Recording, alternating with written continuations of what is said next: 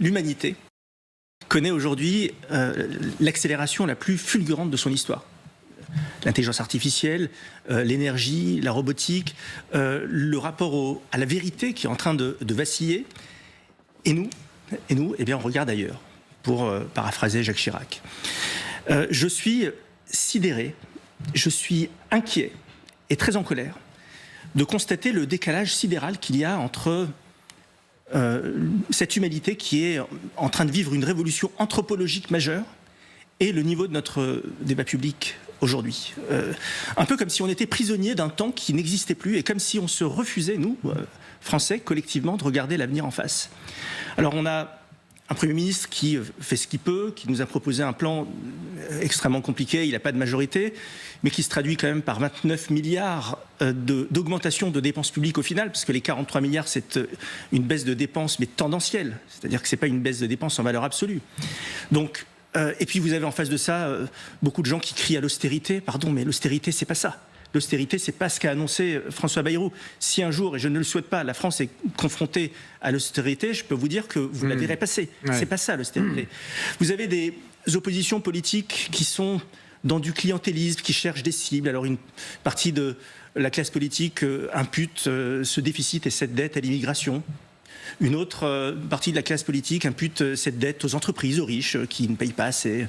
D'autres considèrent que c'est les retraités. Mais personne dans tout ce beau monde n'est capable de regarder l'avenir et d'aller chercher les solutions là où elles sont. C'est-à-dire pas dans les années 60. La nostalgie de la France du général de Gaulle, c'est fini. Aujourd'hui, la question est de savoir comment, face à la Chine qui est en train d'armer ses intelligences artificielles, comment face à Elon Musk et aux États-Unis qui sont en train de créer des interfaces entre les cerveaux et les IA, comment on va faire, nous, en France, et nous, en Europe, pour être dedans, pour être dans le jeu, pour être dans le game.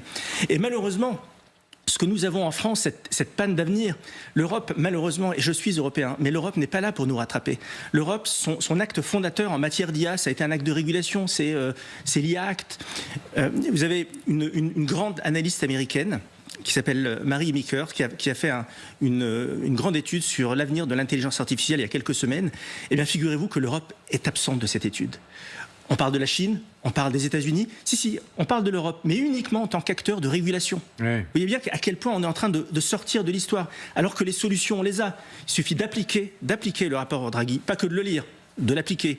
Il suffit de changer notre état d'esprit.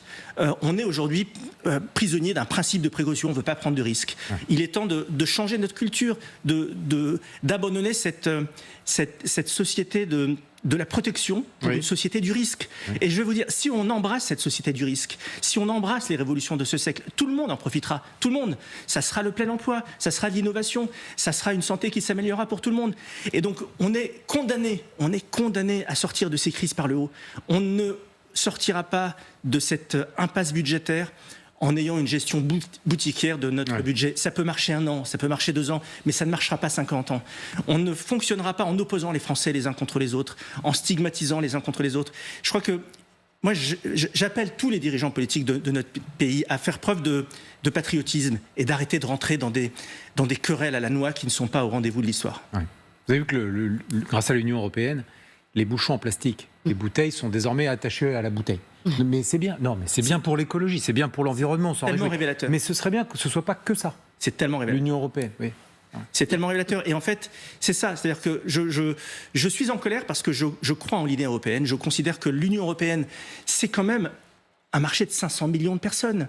Quand on est un marché de 500 millions de personnes, on a moyen collectivement, nous Européens, d'être la puissance majeure qui définit les équilibres du monde. Or aujourd'hui, comme vous le dites si bien, on invente des bouchons qui restent attachés à la bouteille et on met des boulets aux pieds de nos entreprises, par exemple avec un IA Act qui va empêcher des pépites de l'intelligence artificielle de se développer en France. Vous savez, David Doucan, je reçois beaucoup de messages de chefs d'entreprise, de jeunes entrepreneurs en devenir, en sortie d'école, etc. Et beaucoup me font une confidence, c'est qu'ils envisagent de quitter la France. Ils envisagent d'aller, pour certains d'entre eux, beaucoup d'entre eux d'ailleurs, aux États-Unis, parce qu'ils considèrent que ce n'est plus ici que ça se passe. Et vous savez ce qui me fait de la peine ? C'est que j'ai dorénavant beaucoup de mal à trouver les bons arguments, sincères, pour les retenir et pour les inviter à entreprendre ici. J'y arrivais il y a quelques années.